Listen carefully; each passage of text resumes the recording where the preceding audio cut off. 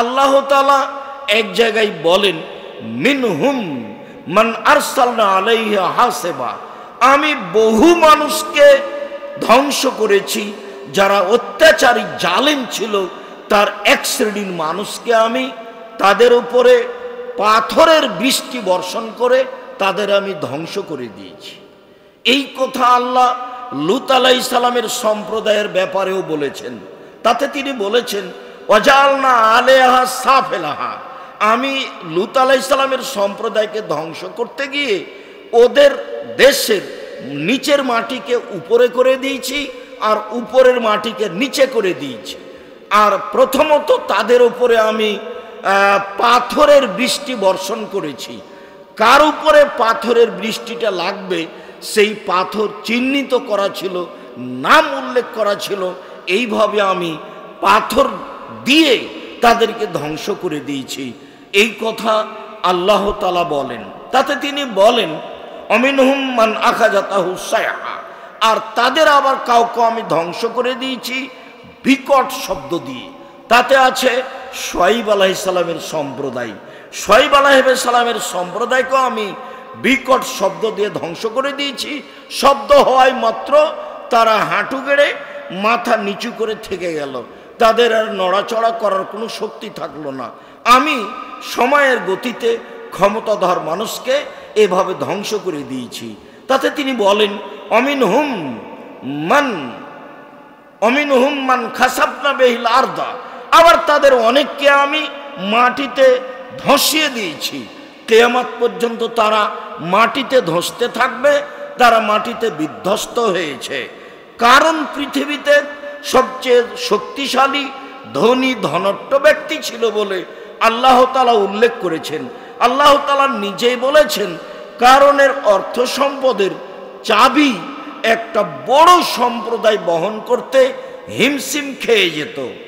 তাকে এলাকাবাসী বলেছিল, দেখো কারণ, তোমাকে আল্লাহ ধন সম্পদ দিয়েছে, তুমি এগুলো মানুষকে দান করো, তুমি অহংকার করো না, তুমি গৌরব করো না। তখন কারণ উত্তরে বলেছিল, আমাকে আল্লাহ এগুলি দিবে কেন? আমি আমার যোগ্যতার ভিত্তিতে, আমার বিদ্যার ভিত্তিতে আমি এই পয়সা উপার্জন করেছি।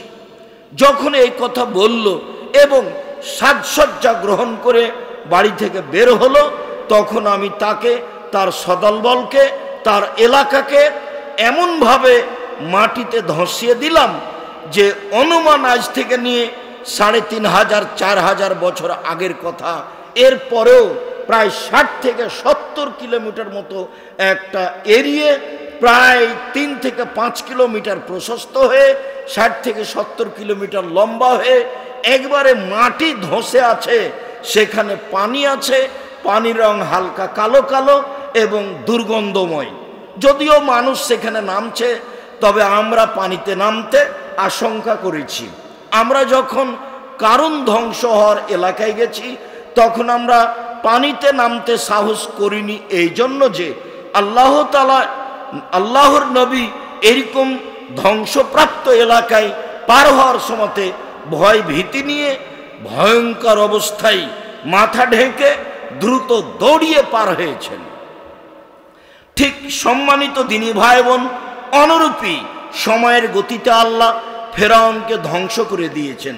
ফাদরাকাহুল গারাক, শেষ পর্যন্ত যখন ফেরাউন আটকা পড়ে গেল, ফেরাউনকে যখন মূসা আলাইহিস সালাম বললেন, 1 মিনিট, আল্লাহ তাআলা মূসাকে বললেন, মূসা তোমাকে ফেরাউনকে দাওয়াত দিতে যেতে হবে।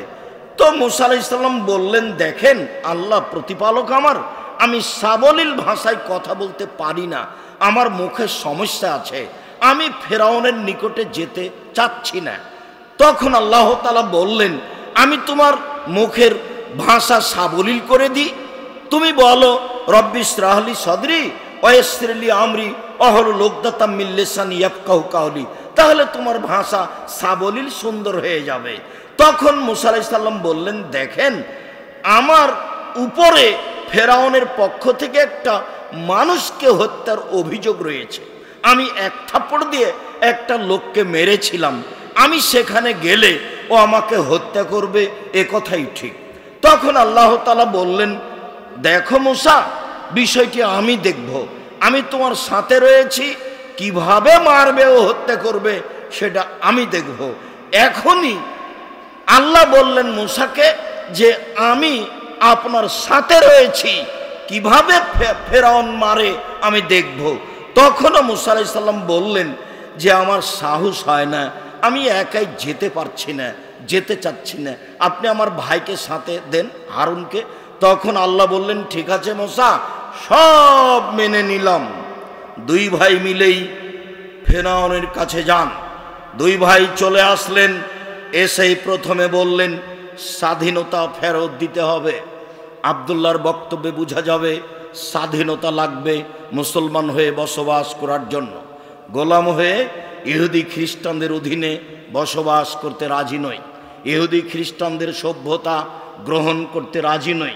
পদ্মা সেতু তৈরি করবে ইহুদি খ্রিস্টান, আর আমলা হব কিষান কামলা, এমন গোলাম হতে চায় না। ঠিক এই ঘটনাটাই বাস্তব ঘটালেন মূসা আলাইহিস সালাম। একবারে ফেরাউনকে গিয়েই সরাসরি বললেন, আমাদের সম্প্রদায় বানী ইসরায়েলকে দাসদাসী করে রেখেছেন, ওদেরকে ছেড়ে দেন, ওদের স্বাধীনতা দিতে হবে। এটাই প্রথমে মূসা আলাইহিস সালাম বললেন।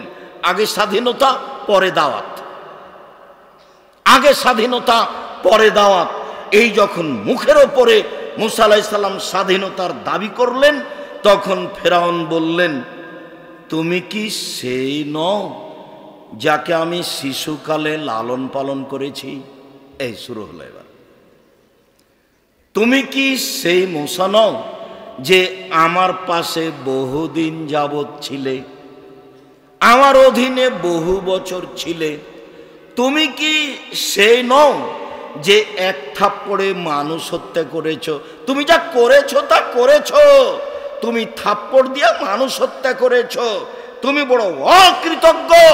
তুমি আমার কাছে এসে স্বাধীনতা চাও মানে? তোমার দুঃসাহসে অবাক হয়ে গেলাম। মূসা আলাইহিস সালাম বললেন, মনে রাখবেন স্বাধীনতাই ফেরত দিতে হবে। আমি আপনার হত্যার ভয়ে দেশ ছেড়েছি, এ কথাই ঠিক। আমি মানুষকে হত্যা করেছি, এ কথাও ঠিক। তখন আমি ভুল পথে ছিলাম। আমার প্রতিপালক আমার প্রতি দয়া করেছেন, আমার প্রতিপালক আমাকে জ্ঞানে গুণে পূর্ণ করেছেন, আমার প্রতিপালক আমাকে নবী করেছেন। শোনো, আমি তোমার কাছে দাওয়াত নিয়ে এসেছি। তুমি বড় উদ্ধত স্বৈরাচার, সীমা লঙ্ঘন করেছ। আমার জাতি আমাকে ফেরত দিতে হবে। সীমা লঙ্ঘন করে তুমি চিরদিন টিকতে পারো না। এই ঘোষণা যখন মূসা আলাইহিস সালাম সামনে দিলেন, তখন ফেরাউন সিদ্ধান্ত নিল মূসাকে হত্যা করতে হবে। সদল বলে পিছা ধাবন করল। মূসা আলাইহিস সালাম সদল বলে পালাতে লাগলেন। সামনে সাগর পড়ল, পিছনে ফেরাউন, ডানে ফেরাউন, বামে ফেরাউন, সামনে সাগর।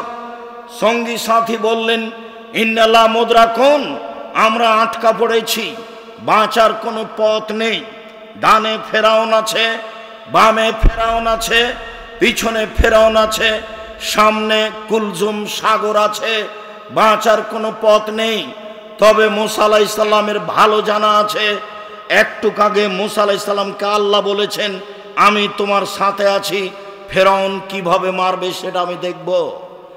ওই সুবাদেই মূসা আলাইহিস সালাম বললেন, কাল্লা, কখনো নহে, অসম্ভব হতে পারে না, ফেরাউন আমাকে মারতে পারে না। ইন্না মাইয়া রাব্বি, আমার প্রতিপালক আমার সাথে রয়েছেন, সায়াহদিনী, তিনি আমাকে পথ দেখাবেন। বলো কি তোমরা? অসম্ভব, এটা হতে পারে না। ফেরাউন আমাকে মারতে পারে না, ফেরাউন এই দুঃসাহস রাখে না, আমার প্রতিপালক আমাকে পথ দেখাবেন। শেষ পর্যন্ত যা হওয়ার তাই হলো। তিনি সাগরের উপরে লাঠি আঘাত করলেন, সাগর দুই ভাগে বিভক্ত হয়ে গেল। শুষ্ক রাস্তা দিয়ে মূসা আলাইহিস সালাম পার হয়ে গেলেন। ফেরাউন খুব ক্ষেপে ছিল, রাগ খুব বেশি ছিল। ফেরাউনের বুদ্ধির অভাব ছিল না। সে বুঝতো এইভাবে পানি দুই দিকে দাঁড়িয়ে আছে, যেখানে পানির গভীরতা 1 কিলোমিটার, সেখানে পানির পাহাড়ের উঁচুতা 1 কিলোমিটার, যেখানে পানির গভীরতা 10 কিলোমিটার, সেখানে পানির পাহাড়ের উঁচুতা 10 কিলোমিটার। দুই দিকে এইভাবে বিশাল হয়ে কুলজুম সাগরে পানি দুই দিকে দাঁড়িয়ে আছে, মধ্যে শুষ্ক রাস্তা। মুসা আলাইহিস সালাম সদল বলে এই রাস্তায় নেমে গিয়ে পার হয়ে গেলেন। ঢুকে গেলে পানি দুই দিক থেকে চেপে ধরবে না, এই কথা ফেরাউন বুঝে না, এই কথা নয়। তবে মানুষ রাগ করলে বুদ্ধি কমে যায়। সে এখন বুদ্ধি কমিয়ে এই চিন্তায় আছে মুসাকে মারতেই হবে যে কোনো মূল্যে। তাই দ্রুত সদল বলে এই শুষ্ক রাস্তায় ফেরাউনও নেমে গেল। নেমে যাওয়ার সাথে সাথে দুই দিক থেকে পানি জমা হয়ে গেল। তখন ফেরাউন বলছে আমানতু আন্নাহু লা ইলাহা ইল্লাল্লাহ। পৃথিবীর মানুষ শুনে রেখো, ফেরাউন ঘোষণা দিচ্ছে, পৃথিবীর মানুষ শুনে রেখো, আমি ফেরাউন মাটিতে পানিতে ডুবে যাওয়ার সময় বলছি আমানতু, আমি মেনে নিলাম এই বলে যে আল্লাহ ছাড়া কোনো মাবুদ নেই। আমি মেনে নিলাম বানি ইসরায়েলের আল্লাহকে। বানি ইসরায়েলের আল্লাহ যে, সেই হচ্ছে আমার আল্লাহ, আমি তাকে মেনে নিলাম। এই ঘোষণা যখন ফেরাউন ডুবে যাওয়ার সময়তে দিল, তখন আল্লাহ তাআলা বললেন এখন ইতিপূর্বে তুমি নাফরমান ছিলে, মেনে নাওনি আমার কথা। ফেরাউন মনে রেখো, আলিয়ামা নুনাজ্জিকা বিবাদানিকা লিতাকুনা লিমান খালফাকা আয়া। আজ তোমার শরীরকে রেখে দিলাম, কিয়ামত পর্যন্ত তোমার শরীর কীট পতঙ্গ পোকামাকড় কিছুই খাবে না, আজীবন থেকে যাবে তোমার শরীর। মানুষ দেখে তোমাকে উপদেশ গ্রহণ করবে যে জুলুম করলে একদিন এমনই হয়। ১৫০০ বছর পরে হলেও ফেরাউন ডুবে গেছে, ক্ষমতা দিয়ে নিজেকে রক্ষা করতে পারেনি, জুলুমের ফলাফল তাই। সম্মানিত দিনী ভাই বোন, অল্প দিন বাঁচতে এসে দলীয় দাপট দেখিয়ে, ক্ষমতা দেখিয়ে, মানুষকে অপমান করে, মানুষকে জেল হাজতে দিয়ে, মানুষের বিরুদ্ধে মামলা করে বেঁচে থাকার চেষ্টা করিয়েন না। আপনাদের নেত্রীর সময় ৪৫ মিনিট, ১৫০০ বছর পরেও ফেরাউন ডুবে গেছে। শুনুন পৃথিবীর মানুষ, দিনী ভাই বোন যারা আমার সামনে আছেন, যন্ত্রের মাধ্যমে পৃথিবীর বিভিন্ন প্রান্ত থেকে অবগত হচ্ছেন, তাদেরকে আমরা জানাতে চাই, বিদেশ থেকে টাকা নিয়ে এসে দেশের উন্নয়নের নামে 10 টাকা খরচ করে 10 কোটি টাকা আত্মসাৎ করে বিশ্বাসঘাতক হয়ে জাতির উপকার করা যায় না। মানুষকে জেলে দিয়ে, হাজতে দিয়ে, আলেম ওলামাকে জেলে দিয়ে, হাজতে দিয়ে মানুষকে হত্যা করে জাতির কল্যাণ কামনা করা যায় না। শুনুন, মানুষকে গুম করে পানিতে ডুবিয়ে দিয়ে আহাল পরিবার থেকে দূরে রেখে যে কোনো সময়ে ক্ষমতা দেখিয়ে, দাপট দেখিয়ে, সৈন্য সামন্ত দিয়ে, এইসব চেলা চামুন্ডা দিয়ে মানুষের উপরে জুলুম নির্যাতন করে বেশি দিন থাকা যায় না। জালেমের ফলাফল বড় ভয়াবহ। পৃথিবীর বড় বড় স্বৈরাচারী শাসক, পৃথিবীর বড় বড় স্বেচ্ছাচারী শাসক যারা গোটা পৃথিবী দখল করত, তারাও সময়ের গতিতে চলে গেছে। সম্মানিত দিনী ভাই বোন, দেশবাসী, এলাকাবাসী, পৃথিবীর প্রত্যেকটা বাঙালিকে আমি অনুরোধ করে জানাতে চাই যে 1 মিনিট দাপট দেখিয়ে, ক্ষমতা দেখিয়ে বেঁচে থাকার চেষ্টা করিয়েন না। ফেরাউন ডুবে গেছে। শুনুন, মাটির মানুষ মাটির মতো হয়ে থাকবেন, প্রতিশোধ নেই, প্রতিশোধ নেই। কারো বিরুদ্ধে মামলা করবেন না, কাউকে ক্ষমতা দেখাবেন না, কাউকে দলীয় দাপট দেখিয়ে অপমান করার চেষ্টা করবেন না। মাটিতে মিশে যেতে হবে, আদ সামুদের মতো ধ্বংস হয়ে যেতে হবে, ফেরাউনের মতো ধ্বংস হয়ে যেতে হবে। জালেমের বিচার হবে পরে, আপনি মনে রাখবেন। এই দিকে শুনুন, আবু যার গেফারি রাদিয়াল্লাহু তাআলা আনহু বলেন, রাসূল সাল্লাল্লাহু আলাইহি সাল্লাম বলেছেন, আল্লাহ তাআলা বলেন, ইন্নী হারামতু যুলমা আলাইয়া ওয়া জালতুহু মুহাররামান বাইনাকুম ফালা তাযালামু। পৃথিবীর মানুষ, আমি আল্লাহ আমার উপরে জুলুম অত্যাচার আমি হারাম করলাম, আমি মানুষের উপরে জুলুম অত্যাচার করব না। তোমাদের মাঝেও আমি জুলুম অত্যাচার হারাম ঘোষণা দিলাম, তোমরা পরস্পরে জুলুম করো না। জাবের রাদিয়াল্লাহু তাআলা আনহু বলেন, রাসূল সাল্লাল্লাহু আলাইহি সাল্লাম বলেছেন, ইত্তাকু যুলমা ফাইন্না যুলমা যুলুমাতুন। পৃথিবীর মানুষ, তোমরা জুলুম অত্যাচার থেকে বেঁচে থাকো। জুলুম অত্যাচারের পরিণতি অন্ধকার। যারা জুলুম করে পৃথিবী থেকে বিদায় নেবে, তারা বিচারের মাঠে আলো দেখতে পাবে না, শুধু অন্ধকার আর অন্ধকার। পরের বাক্যটি আল্লাহ রাসূল বলছেন, অত্তাকু সোহা ফাইন্না সোহা আহলাকা মান কানা কাবলাকুম।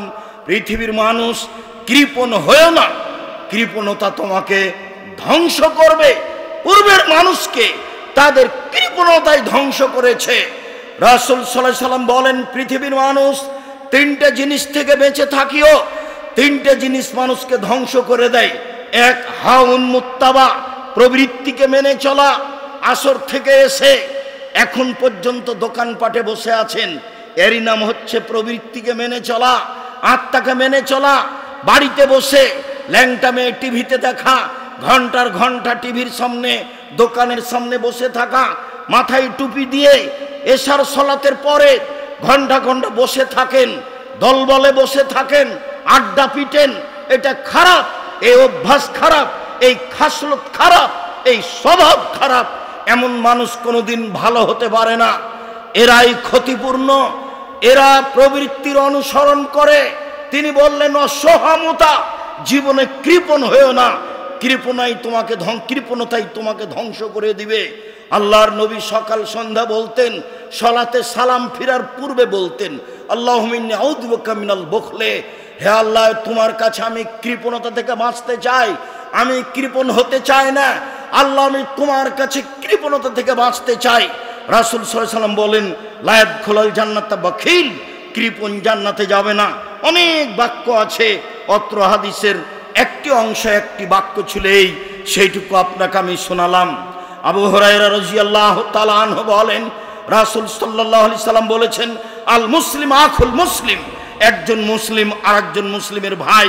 লা ইয়াজলিমুহু ওয়ালা ইয়াহকিরুহু, একজন আরেকজনের প্রতি জুলুম করতে পারে না, অন্যায় কথা বলতে পারে না, মানুষকে অপমান করতে পারে না, মানুষকে খাটো করতে পারে না, মানুষকে জেল হাজতে দেওয়ার চেষ্টা করতে পারে না, মানুষের প্রতি জুলুম অত্যাচার করতে পারে না। এটা চিরদিনের জন্য হারাম। বেঁচে থাকো পৃথিবীর মানুষ, এই কথা মুহাম্মদ সাল্লাল্লাহু আলাইহি সাল্লাম বলেন। উমামা বাহিলি রাদিয়াল্লাহু তাআলা আনহু বলেন, পৃথিবীর মানুষ শুনে রেখো, রাসূল সাল্লাল্লাহু আলাইহি সাল্লাম বলেছেন, সিনফান মিন আহলিন নার লাম ইয়ানালুহুমা শাফাতি, দুই শ্রেণীর মানুষ জাহান্নামে যাবে, আমি মুহাম্মদ সাল্লাল্লাহু আলাইহি সাল্লাম তাদের ব্যাপারে সুপারিশ করব না। দুই শ্রেণীর মানুষ জাহান্নামে যাবে, আমি তাদের ব্যাপারে সুপারিশ করব না। এক, ইমামুন জালুমুন গাসুম, স্বেচ্ছাচারী স্বৈরাচারী বিশ্বাসঘাতক ইমাম নেতা। দুই, বিশ্বাসঘাতক আত্মসাৎকারী ব্যক্তি। বিশ্বাসঘাতক আত্মসাৎকারী ব্যক্তির জন্য আমি মুহাম্মদ সাল্লাল্লাহু আলাইহি সাল্লাম বিচারের মাঠে সুপারিশ করব না।